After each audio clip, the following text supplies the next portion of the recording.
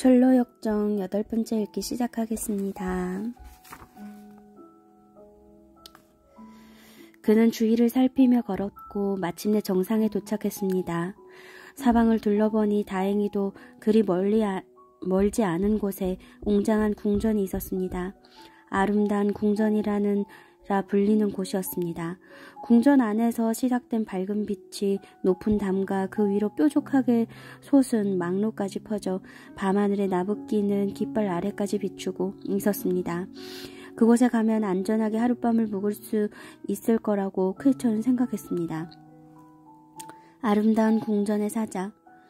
크리처는 길을 따라 내려가기 시작했습니다. 그러다가 갑자기 멈춰서서 돌로 만든 사람처럼 꼼짝하지 않았습니다. 사나운 짐승의 으르렁거리는 소리 같은 게 들렸기 때문입니다. 하지만 바위를 스치고 지나가는 바람 때문에 그 소리가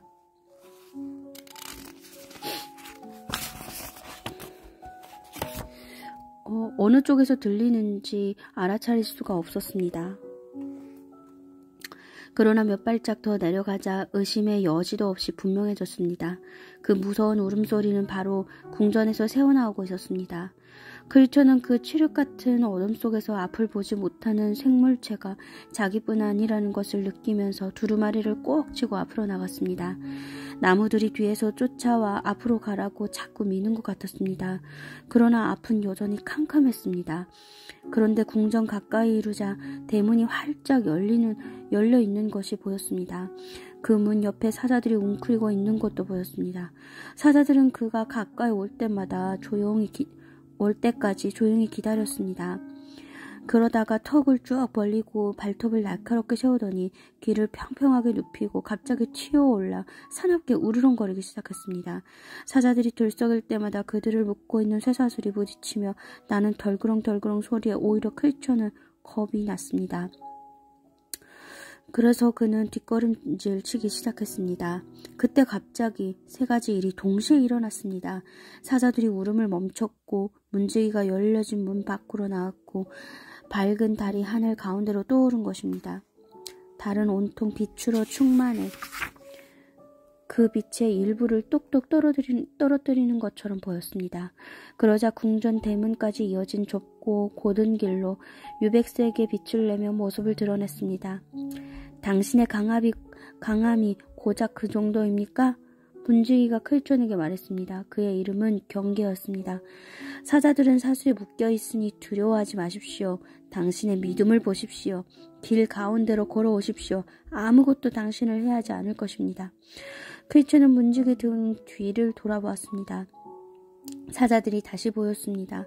사자들은 달빛을 보자 허둥지둥 달아나 그늘에 웅크리고 앉아서 불을 담은 듯 벌어진 눈으로 그를 노려보고 있었습니다. 모든 피조물들은 완벽하게 잠잠했습니다. 크리처는 움직이기를 기다렸습니다. 이쪽으로 오십시오. 문지기가 인도했습니다. 문지기의 격려에 용기를 내다 크리처는 문지기가 있는 쪽으로 가기 시작했습니다. 두루마리를 꼭 쥐고 있었지만 사자들과 거리가 좁혀지자 너무나 떨려 두 무릎이 부딪혔습니다. 아니나 다를까 사자들이 다시 튀어올라 덤볐습니다. 그러나 크리처는 용기를 내어 유백색의 곧은 길을 따라 열려진 문을 향해 곧바로 걸어갔습니다. 사자들이 맹렬한 입김을 내뿜을 때마다 목덜미에 서늘한 소름이 돋았지만 그는 걸음을 멈추지 않았습니다. 사자들의 발톱이 어깨를 스치고 지나가도 계속 걸었습니다. 그리고 마침내 사자들을 지나갔을 때 그는 안도의 한숨을 쉬며 환하게 웃었습니다.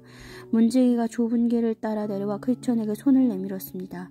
크리처는 기뻐하면서 그의 손을 꼭 잡았습니다. 아름다운 궁전에 오신 것을 환영합니다. 문지기가 말했습니다. 크리처는 아직 두려움이 완전히 가시지 않아 말하기가 힘들었지만 힘을 내서 물었습니다. 오늘 밤에 이곳에서 묵을 수 있겠습니까? 저희는 보통 이처럼 늦은 시간에 찾아오는 손님에게는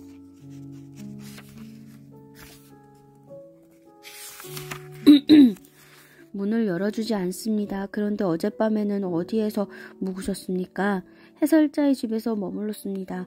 그런데 어찌 이리 늦은 것입니까? 크리처는 깊은 한숨을 내쉬었습니다. 그리고 정자에서 잠들었던 것과 두루마리를 떨어뜨려 왔던 길을 다시 돌아갔던 일에 대해 슬픈 표정으로 말했습니다. 문지기는 고개를 끄덕이며 들었습니다. 그런 순례자들이 있다는 이야기들을 종종 들은 적이 있었는데 당신처럼 제대로 찾아오는 사람은 거의 없었습니다. 안으로 들어오십시오. 이 궁전의 아가씨들을 소개해드리겠습니다. 분별 아가씨와 언니들. 문지기가 크리스천을 궁전 안으로 데려갔습니다. 현관에 붙은 방은 엄청나게 크고 천정도 무척이나 높았습니다. 두 사람이 밝은색의 모자이크 타일을 밟고 지날 때마다 또각또각 발소리가 났지만 은실과 금실로 벽을 화려하게 수놓은 빼어난 자수 장식들이 그 소리를 삼키고 빨아들였습니다. 그들은 첫 번째 방을 지나 그것보다는 조금 작지만 훨씬 더 안락해 보이는 두 번째 방으로 들어갔습니다. 흰 드레스에 진홍색 벨트를 두른 아가씨가 우아한 자태를 보이며 그 방 한가운데 서 있었습니다.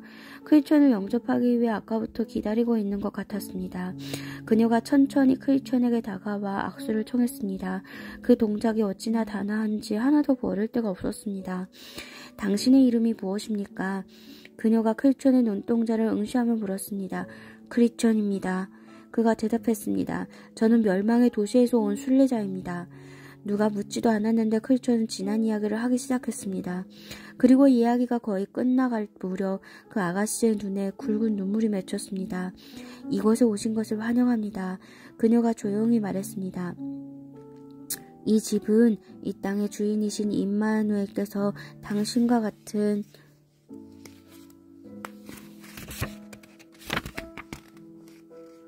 순례자들을 위로하기 위해 만든 곳입니다. 그녀는 문지기에게 언니들을 불러오라고 고개짓을 한 다음 짙은 얼룩이 진 나무 의자에 앉았습니다. 그리고 다른 의자를 가리키며 크리스천에게 앉으라고 권했습니다.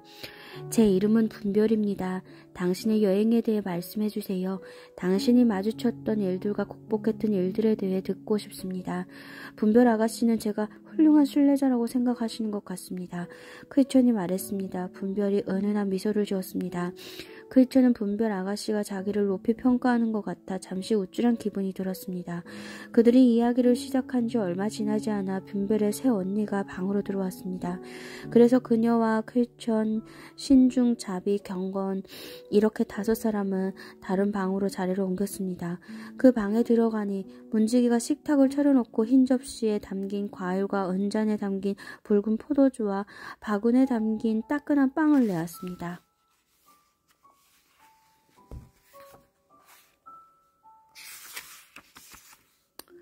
크리스천은 아주 오랫동안 그들과 이야기를 나눴습니다. 크리스천은 그것까지 오게 된 과정과 자신의 가족에 대해 이야기했습니다. 아가씨들은 앞으로 크리스천이 겪게 될 일에 대해서는 말하려 하지 않았으나 고되지만 옳은 길을 벗어나지 말라고 진심으로 격려해 주었습니다. 날이 밝으면 그의 여행을 도와줄 선물을 주겠다고 약속했습니다. 그리고 그들은 그 궁전의 주인에 대해 얘기했습니다. 그 궁전의 주인은 사망의 권세를 가진 자와 싸워 승리한 위대한 전사라고 했습니다. 그분은 순례자들을 사랑하고 모든 사람들이 천성으로 들어와 자신을 만나게 되기를 원하며 강하고 완벽해서 천성 밖에서 형용할 수 없는 기쁨으로 순례자들을 영접하신다고 설명했습니다. 그들의 이야기는 늦은 밤이 되어서 끝났습니다. 크리스천은 아가씨들과 이야기를 하는 동안 피곤함을 싹 잊고 있었습니다. 하지만 2층 방에서 두꺼운 이불을 덮고 누워 벽에서 춤추는 난로 불빛과 동쪽으로 난 창문을 통해 어둠 속에서 밝게 빛난 총총한 별들을 보니 만족스럽고 편안해져 잠이 들었습니다. 사자들은 조용했습니다. 쇠사슬 소리도 들리지 않았습니다. 크리스천은 평화의 방에서 깊은 잠에 빠졌습니다. 그는 어릴 때 이후로 그렇게 곤히 자본 적이 없었습니다. 그러나 다음 날에 무슨 일을 겪게 될지 알았다면 그렇게 곤히 잠들 수는 없었을 것입니다. 나는 꿈속에서 두려워 떨었습니다. 크리스천은 지금까지 먼 길을 잘 걸어왔고 또 많은 어려움을 극복했습니다.